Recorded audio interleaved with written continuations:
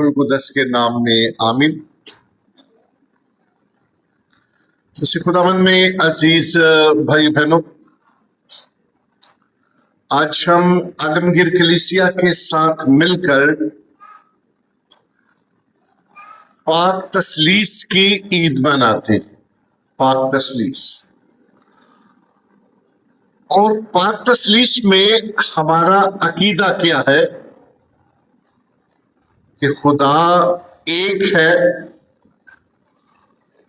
اور وہ واحد خدا تین مختلف زمانوں میں ظاہر ہوئے۔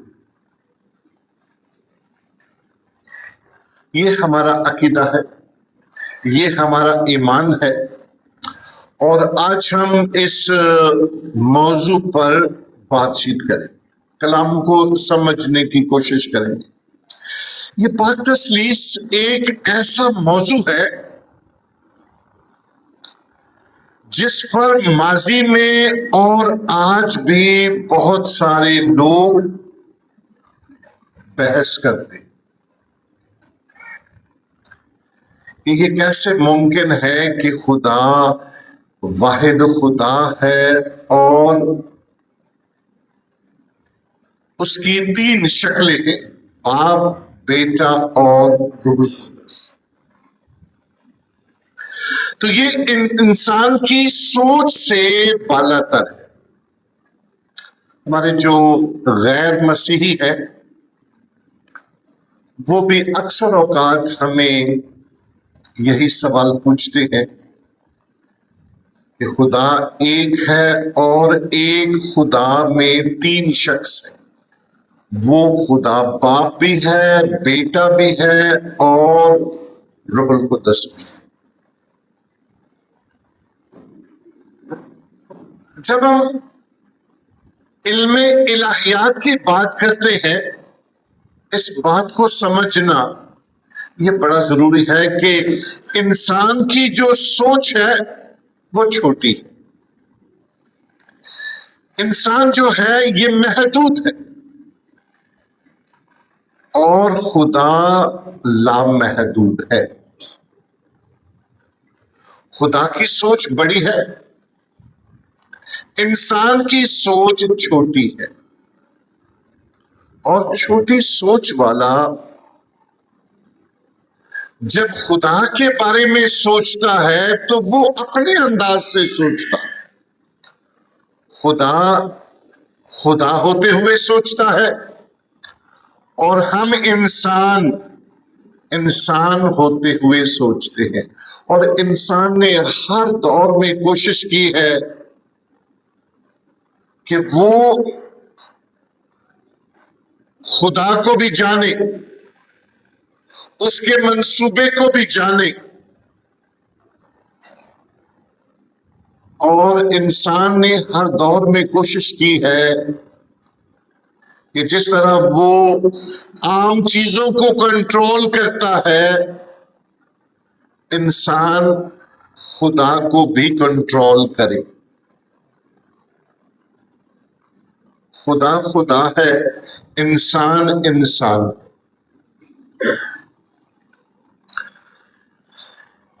ایک دفعہ کا ذکر ہے کہ ایک چھوٹا بچہ تھا، وہ سمندر کے پاس گیا، اور آپ نے دیکھا ہوگا کہ ساحل کے قریب کافی ریت ہوتی ہے، تو اس نے ایک چھوٹا سا گڑھا کھودا، اور وہ جاتا ہے بچہ پانی کی طرف، اور پانی بھر کر اس گڑھے میں ڈالتا ہے۔ تو یہ مسلسل وہ کرتا جا رہا ہے، سمندر سے پانی لاتا ہے اور وہ اس ہول میں، سوراخ میں، گڑھے میں ڈالتا جاتا ہے۔ ایک شخص جس کا نام ٹامس ایکوائنس ہے، یہ بہت بڑا اسکالر ہے، بہت بڑا تھیولوجین ہے، خدا کے بارے میں اس نے بہت ساری کتابیں لکھی، تھیولوجی کی بہت ساری کتابیں لکھی اور اس کی کتابیں سیمنری میں بھی پڑھائی جاتی. اس بندے کا وہاں سے گزر ہوا تو اس نے اس چھوٹے بچے سے پوچھا کہ آپ کیا کرتے جا رہے؟ اس نے کہا کہ میں سمندر کا پانی اس گڑھے میں ڈال رہا ہوں اور سمندر کو ختم کرنا چاہتا. اس نے کہا یہ ناممکن سی بات ہے. سمندر بڑا ہے، سوراخ چھوٹا ہے، اور تو سمندر کے پانی کو اس گڑھے میں نہیں ڈال سکتا. اس نے کہا کہ آپ نے بھی بہت ساری کتابیں لکھی ہیں اور خدا کی ذات کو بیان کرنے کی کوشش کی ہے، لیکن جس طرح آپ اپنی لکھائی میں لامحدود کو محدود کر سکتے ہیں یا کر رہے ہیں، بیان کرنے کی کوشش کی ہے، اسی طرح میں بھی پانی کو اس ہول میں، اس گڑھے میں ڈال رہا. اس کا کیا مطلب ہے؟ کہ انسان کی سوچ چھوٹی ہے، خدا کی سوچ بڑی، اور خدا کی ذات کو ایک جملے میں یا چند سطروں میں بیان کرنا یہ مشکل ہے اور یہ ناممکن سی بات ہے.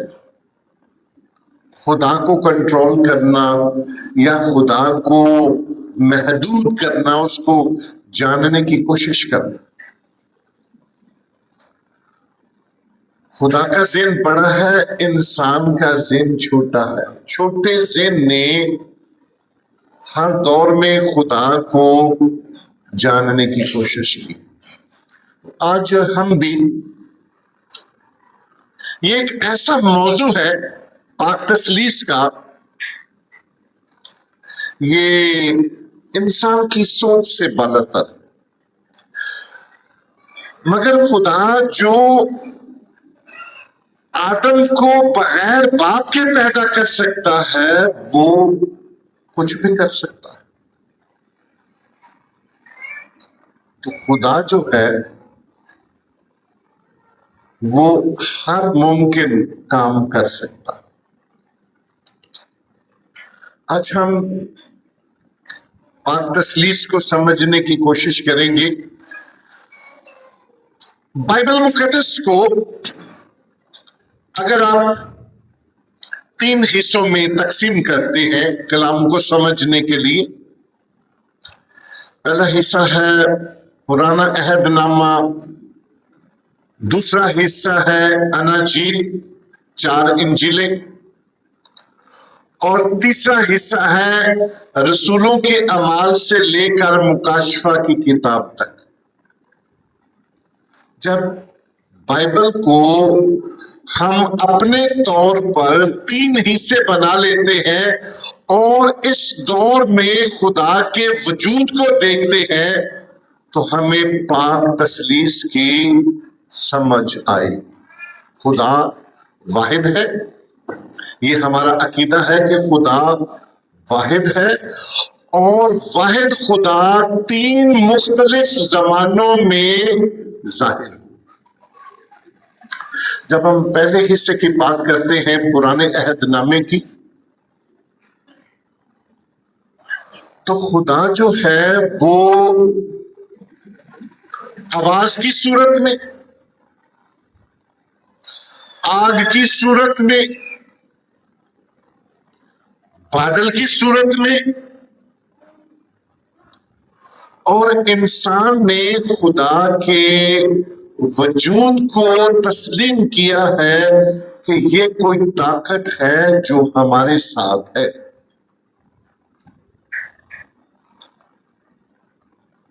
جب حضرت موسیٰ پہاڑ پر چڑھے، خدا کے ساتھ ہم کلام ہوئے اور خدا کے ساتھ ڈائیلاگ کیے، جاننے کی کوشش کی کہ تو کون ہے، اور آسمان سے آواز آئی میں ہوں جو ہوں، میں ہوں جو ہوں، میں ہوں، میرا وجود ہے۔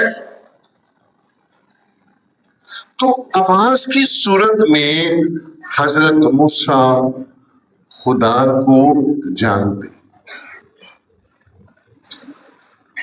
اور اسلام میں بھی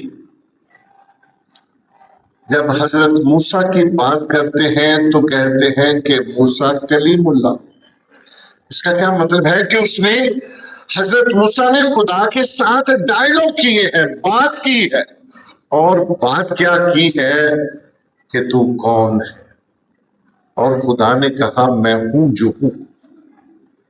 تو خدا کے ساتھ ڈائیلاگ کر۔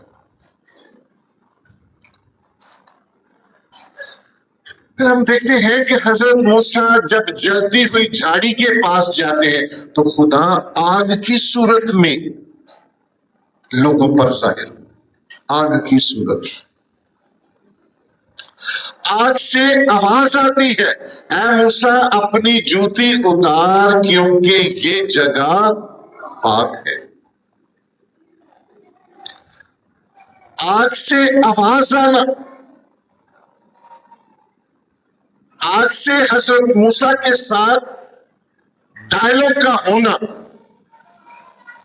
حضرت موسیٰ کا چنا جانا، تو یہ خدا کی آواز ہے۔ تو آواز کی صورت میں، آگ کی صورت میں، اور پھر بادل کی صورت، خدا بنی اسرائیل قوم کے ساتھ ساتھ چلتا۔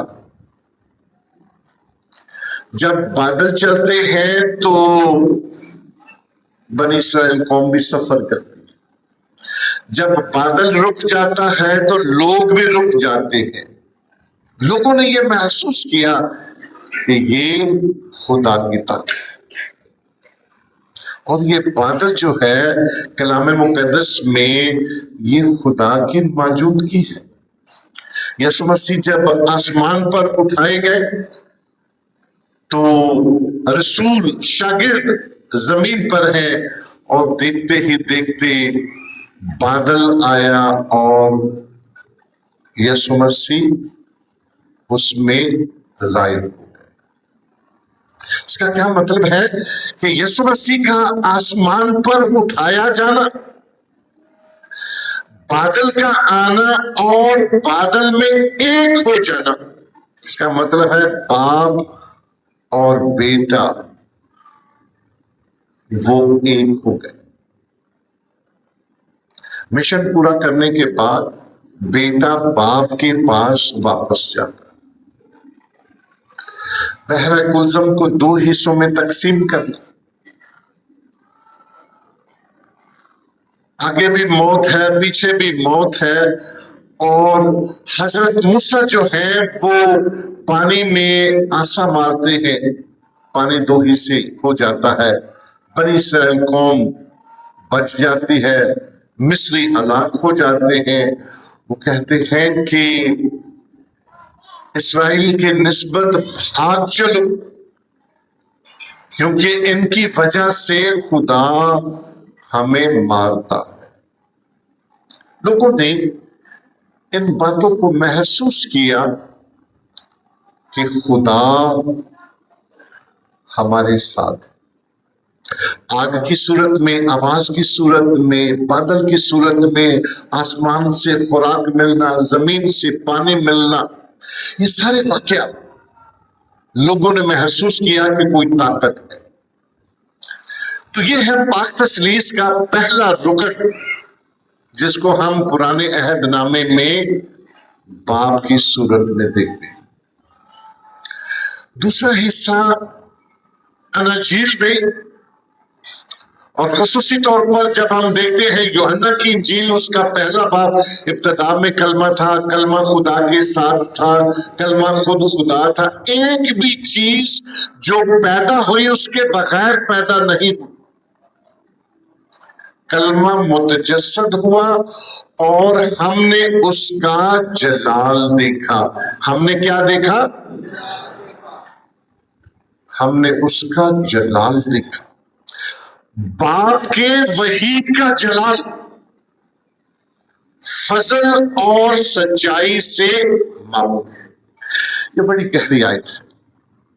ہم نے باپ کا جلال دیکھا۔ اس سے کیا مراد ہے کہ جو کام باپ کرتا ہے وہی کام بیٹا کرتا ہے، اور ہم نے اپنی آنکھوں سے دیکھا ہے۔ ہم اس بات کے گواہ ہیں، جو کام خدا کرتا ہے وہی کام بیٹا کرتا ہے۔ اور یوحنا کی انجیل میں جو مرکزی نقطہ ہے، یوحنا انجیل نویس یسوع مسیح کو خدا پیش کرتا ہے۔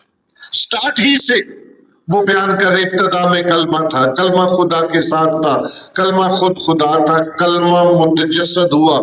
یہ ساری انجیل یسوع کے چوگرد گھومتی کہ یسوع خدا ہے۔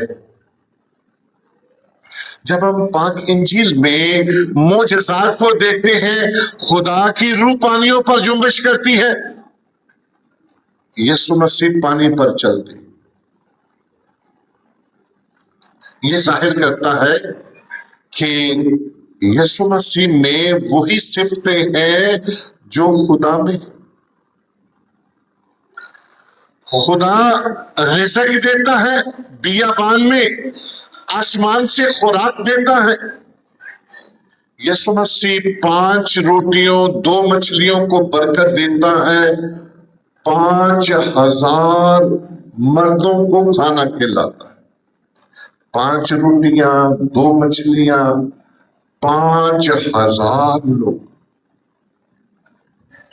تو یہ خدا کر سکتا ہے۔ ہم نے اس کا جلال دیکھا، یہ ہے جلال۔ خدا زندگی دیتا ہے اور یسوع نے مردوں کو زندہ کیا۔ خدا گناہ معاف کرتا ہے۔ یسوع مسیح نے اپنی اعلانیہ زندگی میں کہا، جا تیرے گناہ، پھر گناہ نہ کرنا۔